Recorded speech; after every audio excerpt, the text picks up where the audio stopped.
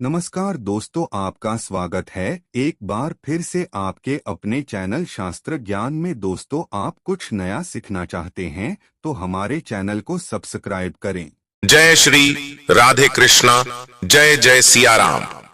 हमारे हिंदू धर्म में एकादशी के व्रत का बहुत ज्यादा विशेष महत्व बताया गया है। श्रीमद् भगवत गीता में भगवान श्री कृष्ण जी ने अर्जुन को उपदेश देते हुए कहा था कि संपूर्ण व्रतों में एकादशी का सर्वश्रेष्ठ व्रत मेरा ही स्वरूप है। इस कारण एकादशी के व्रत की महिमा ज्यादा हो जाती है। प्रत्येक माह की शुक्ल पक्ष और कृष्ण पक्ष की एकादशी तिथि के दिन एकादशी व्रत धारण किया जाता है। प्रत्येक एकादशी व्रत का अपना विशेष महत्व माना गया है। इसे एकादशी ग्यारस व्रत के नाम से जाना जाता है। भगवान श्री कृष्ण भगवान विष्णु को यह तिथि अति प्रिय है। सभी प्रकार के पाप और ताप को नष्ट करने वाली है। ऐसे ही ज्येष्ठ मास की कृष्ण पक्ष की एकादशी को अपरा एकादशी या अचला एकादशी कहा जाता है। इस व्रत का अर्थ होता है अपार धन की प्राप्ति, अपार पुण्य की प्राप्ति। तो जो भी मनुष्य इस व्रत को करते हैं उन्हें यश कीर्ति की प्राप्ति होती है, अपार पुण्य की प्राप्ति होती है और उनके जीवन में अपार धन संपदा की प्राप्ति होती है।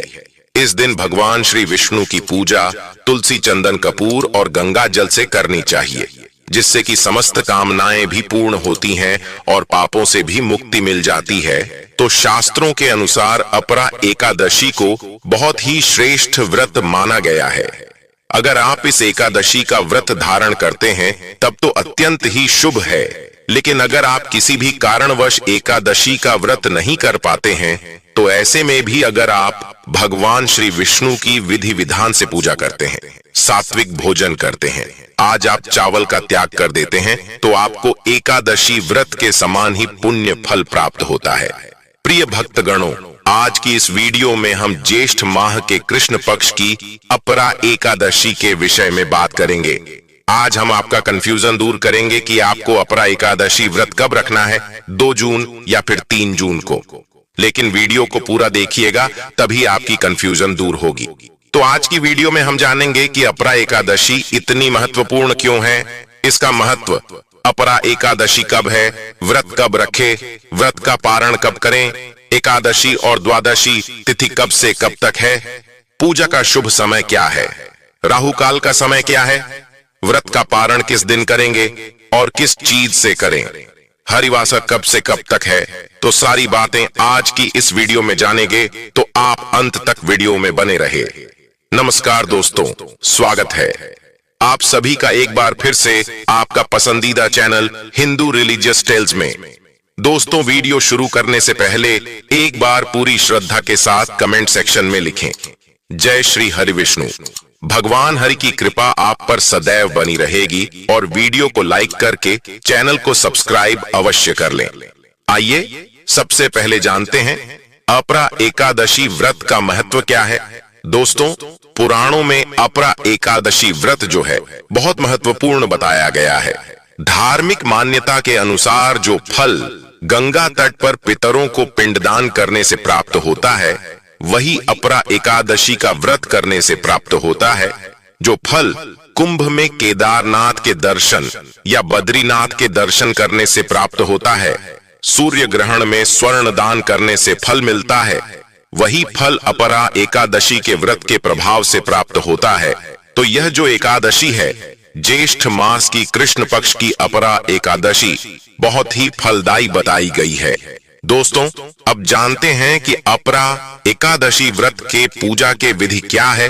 एकादशी की दशमी तिथि से ही एकादशी के व्रत के नियमों का पालन प्रारंभ हो जाता है। जो लोग इस व्रत को हर बार करते हैं उन्हें यह सब नियम पता होते हैं, लेकिन जो लोग पहली बार ही व्रत कर रहे हैं उनके लिए बता दूं, दशमी तिथि के दिन से ही आपको सात्विक भोजन ग्रहण करना होता है। जैसे कि आप प्रातः काल स्नान करेंगे दशमी के दिन, तो उस दिन से ही आपको दिन में लहसुन प्याज नहीं खाना है, मसूर की दाल नहीं लेनी है और चावल का ग्रहण नहीं करना है। चावल आज नहीं लेना चाहिए क्योंकि कल हमें एकादशी का व्रत करना होता है। और ऐसे ही जैसे टमाटर, साग इत्यादि चीजें आज नहीं खाई जाती हैं और शाम के समय सूर्यास्त से पहले ही आपको अन्न ग्रहण कर लेना है और सूर्यास्त के बाद अन्न नहीं लिया जाता है। इस बात का आपको ध्यान रखना है। सूर्यास्त के बाद यानी सूर्य डूबने के बाद अगर आपको भूख लगती है तो आप फल इत्यादि खा सकते हैं, लेकिन आप अनाज नहीं लेंगे। बस इतना ध्यान रखना है।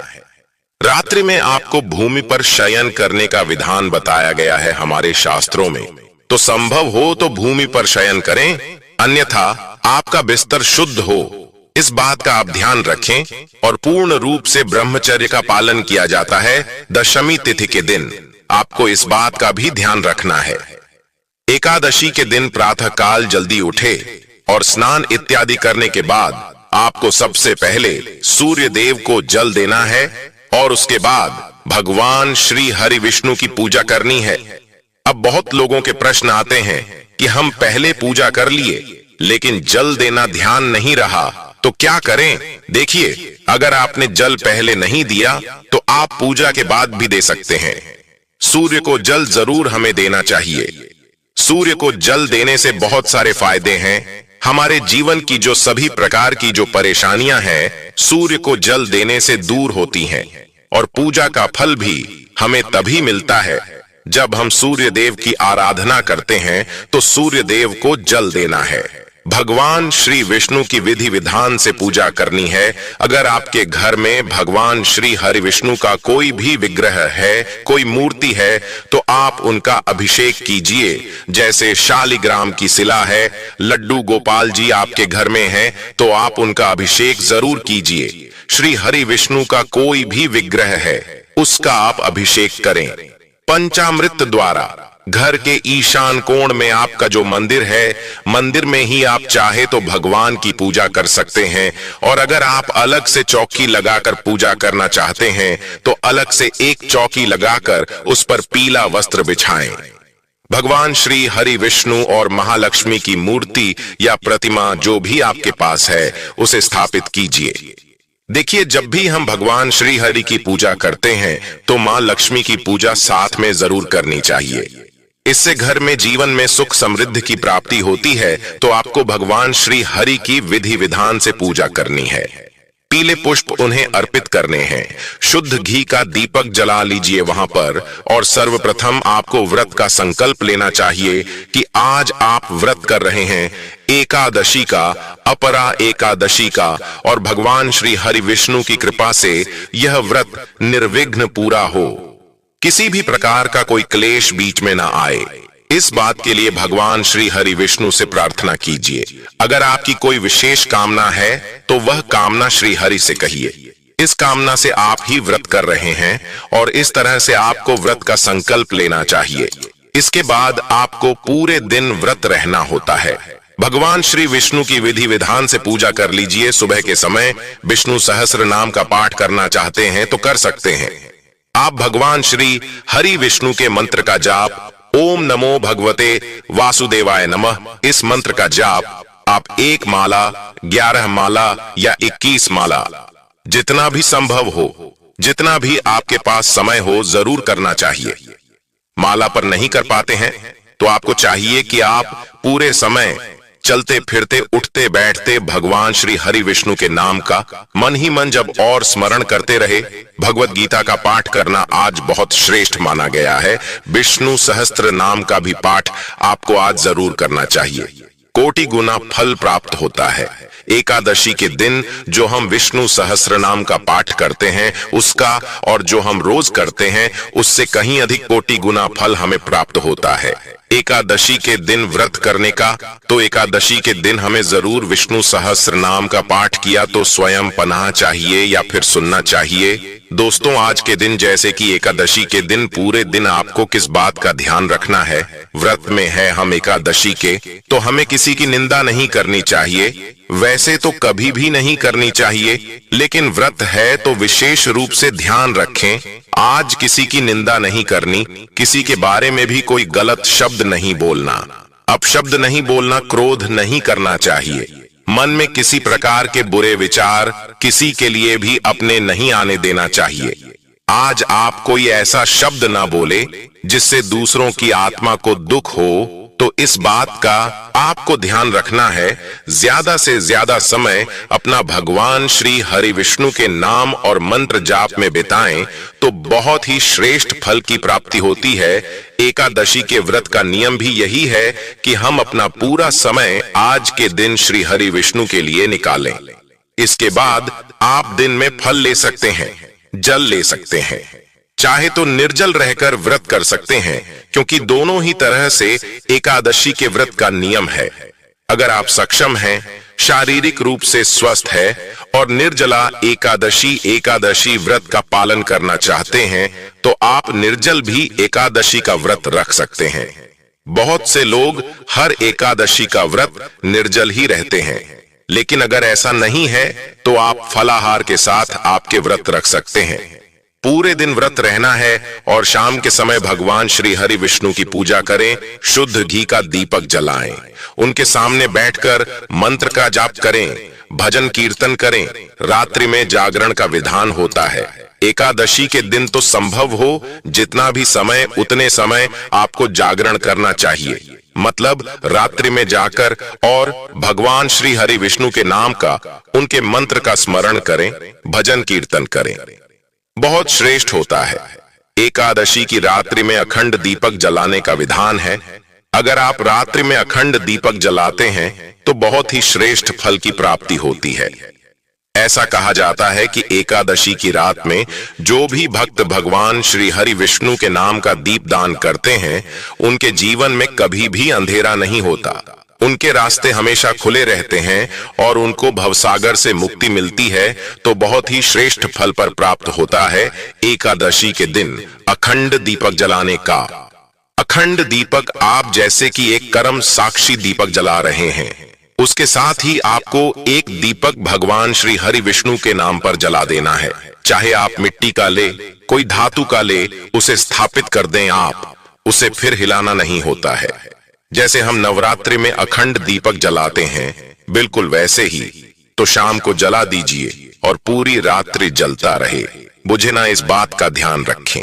सुबह तक कम से कम जलता रहे, इस बात का आपको ध्यान रखना। इतना कि आपको उसमें भर देना है। शुद्ध घी का ही दीपक होना चाहिए। एकादशी के दिन इस बात का भी आपको ध्यान रखना चाहिए। एकादशी के दिन प्रातःकाल जल्दी उठे और स्नान इत्यादि करने के बाद भगवान श्री हरि विष्णु की पूजा करनी है आपको। पूजा के बाद आपको किसी को दान करना चाहिए। किसी ब्राह्मण को या किसी जरूरतमंद को घर बुलाकर भोजन कराएं तो सर्वश्रेष्ठ है। लेकिन अगर ऐसा संभव नहीं है तो किसी के निमित्त आप पर कुछ भोजन की सामग्री निकाल दीजिए, जैसे कि कच्ची सामग्री, आटा, दाल, सब्जियां, फल, फ्रूट, जो भी आप दान करना चाहते हैं, वस्त्र इत्यादि भी दान कर सकते हैं। और आज आप फलों का दान करें, जैसे कि सीजनल जो फल होते हैं, खरबूज, तरबूज, इन सब चीजों का दान बहुत श्रेष्ठ माना जाता है। कोई भी फल जो आप दान करना चाहते हैं जरूर निकालें, अपने सामर्थ्य अनुसार दान करना चाहिए। लेकिन कम से कम एक व्यक्ति के लिए भोजन की सामग्री आपको आज जरूर दान करनी है और उसके बाद शुभ मुहूर्त में आपको पारण करना होता है। लेकिन पारण सही विधि से न किया जाए। हमारे शास्त्रों में बताया गया है कि यदि कोई व्यक्ति निर्धारित पारण समय के अंदर एकादशी का पारण नहीं करता है तो उसे द्वादशी पर फिर से पूरा दिन उपवास करना पड़ेगा और वह त्रयोदशी पर ही उसे पूर्ण कर पाएगा।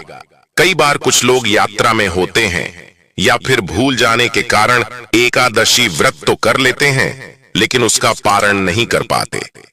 ऐसे प्रसंगों में व्यक्ति को सावधानी पूर्वक याद से एकादशी व्रत का पारण अवश्य करना चाहिए, तो इस व्रत का पूरा फल प्राप्त नहीं होता है। व्रत का पारण समय के अंदर ही करे। आप भगवान से प्रार्थना करते हुए स्वयं भी एकादशी व्रत का पारण करके स्वयं पारण करने जा रहे हैं तो सबसे पहले भगवान के समक्ष जाइए, हाथ में गंगा जल लीजिए और आपने एकादशी के दिन जो संकल्प लिया था उसे भगवान को अर्पित करते हुए प्रार्थना करिए, हे केशव, मैं अज्ञान रूपी अंधकार से अंधा हो रहा हूँ, इस व्रत द्वारा प्रसन्न होकर मुझ पर कृपा कीजिए, मुझे अपनी भक्ति और ज्ञान रूपी नेत्र प्रदान करिए। इस प्रकार भगवान से प्रार्थना करते हुए एकादशी का फल भगवान के चरणों में अर्पित करें।